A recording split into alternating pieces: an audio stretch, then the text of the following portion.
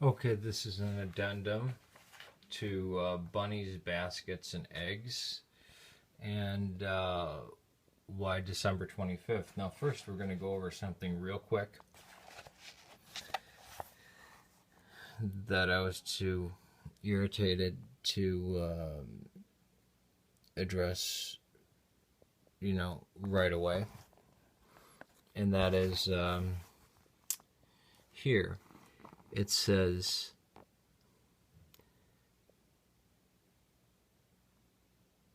pagan customs and feasts to be incorporated into Christian celebrations in order to win over converts to the faith during the 2nd century.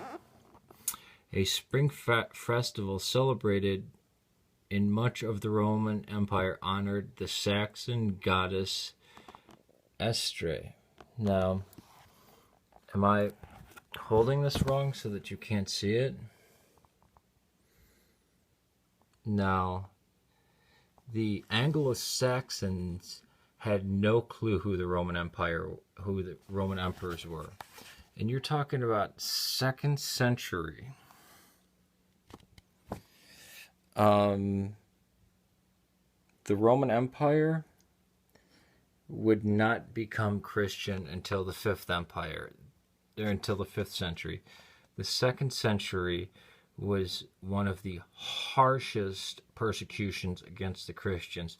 Ignatius of Antioch, Polycarp of Smyrna, Saturninus, I can go on.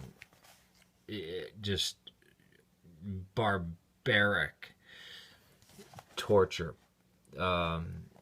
Pliny and Trajan write back and forth to each other of how to torture women.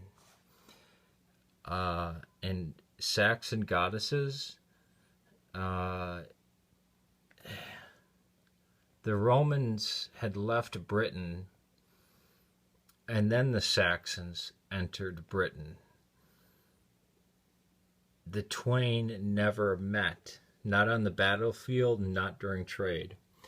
Now, let's see what other jackassery we have here. This is correct. The Persian get-up. Why December 25th? Christianity in early years, people debated what Jesus'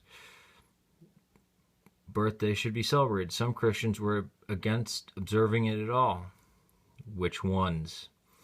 As they didn't want Jesus compared to Pharaoh or Herod, whose birthdays were commemorated. Yeah, you're going to have to talk to a Jehovah's Witness about that. Sorry, this is blurry.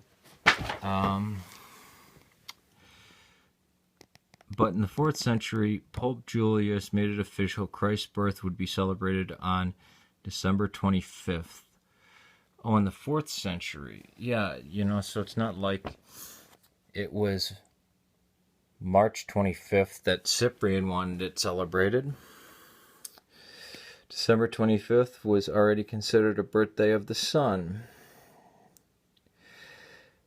Using technology available at the time, ancient astronomers observed that December 25th, the day started to get longer. They recognized that the date of the winter solstice, when the sun is born again each year, the Romans celebrated the birthday of the god Sol Invictus, the unconquered sun. No, Sol Invictus was a title of a certain god. The last god it was before Christ was a god named Mithras. But a lot of times it was just Apollo. This day was also recognized as the birthday of Mithra. No, Mithras. Mithra was Zoroastrian. They can't even get Mithras and Mithra correct. Ancient Persians, and as the birthday of Attis, the agricultural god of worship of Asia Minor, by choosing December 25th. No, see, it depended on who was in fashion. It was the celebration of Sol Invictus. Sometimes Attis was in the place of Sol Invictus, sometimes Mithras was in the place of Sol Invictus. By choosing December 25th, the church avoided upsetting the masses. Nobody wanted the festivals canceled, so the church simply combined the new Christian holiday with old pagan tradition. Not true. Not true. Just the date, not the traditions. Because people would still be gathering, so they would be forced to worship the one and only God, and they couldn't worship the other one. Now, what date do they give? Which date did they give? Oh, they didn't give a date. That's fun. You know why? Because they say the 4th century. In Rome, guess what happened?